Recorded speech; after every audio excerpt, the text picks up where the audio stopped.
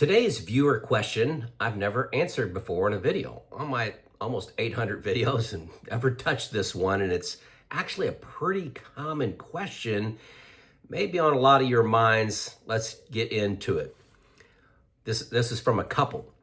We love our financial advisor, but we are 2 years from retirement and most of our money, 65%, is in our 401k that's managed with Fidelity with through their company. Should we keep our money in a 401k to reduce the fees from our certified financial planner, which are 0.8%? Great question. I got 8 comments to make on it. I'm sorry, it's 8.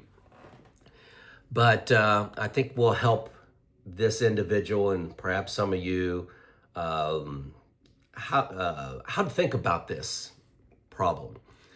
Number one, I know people that do this. It's not that unusual to do this. Have a few $100,000 worth of certified financial planner and then have a few $100,000 that you're managing on your own, and that they help you through that. That's not that unusual to do that. Number two, my question is, if you cannot be open and honest and trust them to make the right decisions with your money, what does that say about the relationship? Why aren't you having this conversation with them and say, what are your ideas? I don't want to bring you this money. What are your ideas? That's the kind of relationship you need to have with your financial advisor. So I got some specifics in here, so hang with me. Number 3, renegotiate the fee. Renegotiate the fee. A lot of fees are automatically adjusted up and down based on your net worth. So you could go in and say, I want to pay you 0.4% instead of 8%. All they could tell you is no. Well, they're not going to want to tell you no. They'll probably come back with, how about 0.6? And then you need to be prepared where you want to go from there. But renegotiating the fees is an option. Everything's negotiable, okay? Don't just take what they give you. They want your business. If you've been with them a while, they've already done most of the heavy lifting. They know you pretty well. You're an easy client. And they want your referrals. They want you to have a good experience. So when a friend of yours asks you who you use, you say, I use Jane, I use Bill. Here's his phone number. Believe me, they want that. So renegotiate fees. They want you to be satisfied. Number 4, you could just move your 401k to an IRA at Fidelity that you self-manage. That's super easy to do. It's all with Fidelity. There's no reason why you couldn't do that.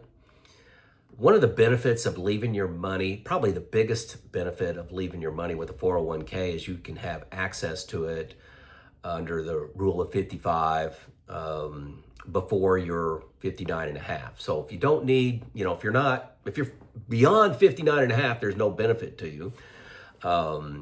So that's the biggest benefit. I'll talk about another one here in a second. So do you need the money before 59 and a half?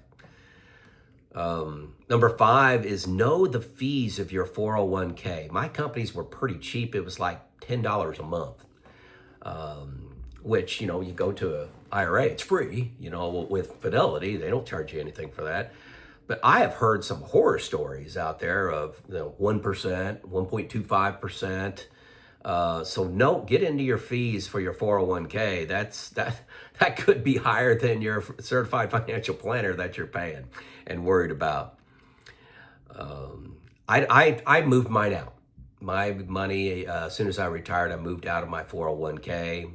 I had deferred compensation that was bridging me from 54 up to 59 and a half, and I wanted more options.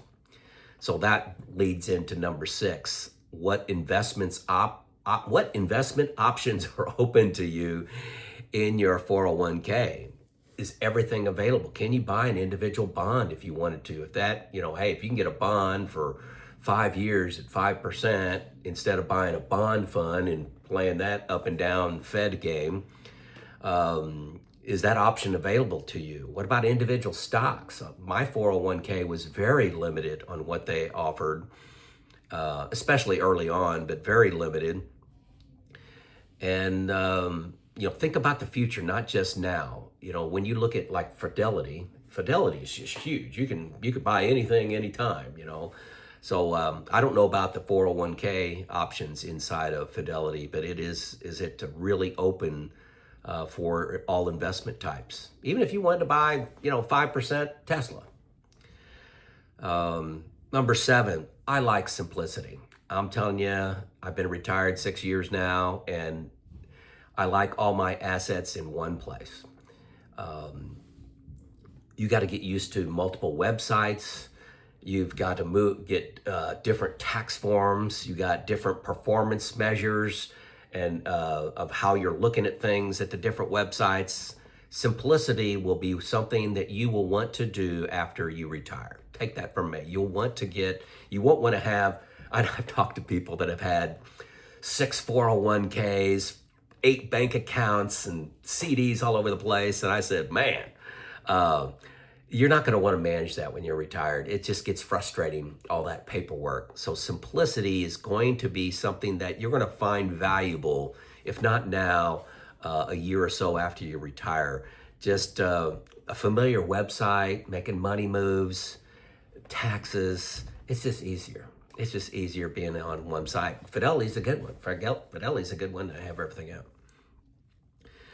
So having a separate 401k, if you wanted to move money around, it just gets a little more complicated. Number 8, ask yourself why you like them. And related to that, tell a friend, convince a friend why you like them. Is it that you really like them as a financial advisor, or you really hate the idea of breaking up with them? And a lot of times it's the latter. And, if you call a company like Fidelity and just say, hey, Fidelity, I want to, terminate this relationship with my certified financial planner, they'll orchestrate the whole thing for you. You just have to be on the phone call. They'll, I would be kind, and, I would tell my certified financial planner, I'd say, hey, I'm going with somebody else. I'm going with Fidelity. I've thought about this. But if you don't want to do that, you can send them an email, and then you could just have somebody at Fidelity handle it for you. They do this all the time. They'll just say, hey, I'll make the phone call. What's the guy's name? They'll call him up, and they'll say, hey, we're moving all this money over. This is Joe on the line. He agrees. And you say something. It's not complicated to do. So ask yourself, what is it that you really like about them? And, what is it about their coaching? What is it about their advice? How many pieces of advice did you follow up on over the last few years? One of the things that I found so valuable during my work career is comparison always helps. You love your guy, okay? What are you comparing your guy to? Managing it yourself? Well, that's one, okay? What about another certified financial planner, okay? One of the things that I guess I cut it off in this note is, fees are really important to this individual, this couple. But, there are firms out there that do a plan only engagement. So they'll charge you, $3,500, $4,000 to create a plan and give you 12 months of engagement. That's a lot cheaper than 0.8% every single year, so. And that will give you an experience with another individual to decide whether is the individual you're with currently, are they that exceptional, or are they just a certified financial planner and they all are pretty good. The vast majority are pretty good, honest, hardworking people trying to earn your business. Few charlatans out there, most of them aren't. But comparison always helps. So, hey, I've got a link below, not a link, it's a phone number. The guy I use, his name is Neil Fort Wendell. He offers a plan-only service, $3,500 for a base plan. Call him up, 20 minutes. You'll have a free engagement call. Talk to him about that. See if it makes sense to go with him, and see just do the 20 minutes and see what another financial advisor talks like for 20 minutes. Another thing you can do is it's the third or fourth link below, defining wealth. They're a company that I have a relationship with. They charge $300 for a certified financial plan review of your plan, a CFP to review your plan. So you've got a great plan that you like this individual, put it all in a little package, send it to Defining Wealth for $300. You'll get another person's opinion of this, okay? And they're going to talk to you for an hour, and are they going to impress you or not impress you, okay? And that may be something that, hey, all I want to do is do the, once a year, talk to somebody about my plan, pay them $300 an hour. That may end up being an option for you. But there are options besides assets under management. That is a great solution for a lot of people, but it's an expensive solution, okay? It's a cheap value. There's a lot of value in that solution. If you're not going to treat your retirement as managing retirement assets as a part-time job, you're going to spend some time on this. So it's not bad to have a CFP manage your assets for a fee. But if you want something, want to do it yourself, I recommend you do that with somebody that verifies your plan, challenges your plan. But there's also a between of a plan only and 12 months of engagement afterwards. So consider that. After you've talked to another certified financial planner, like Neil or these guys at Defining Wealth, does your guy seem so special? Your current guy, does it seem so special?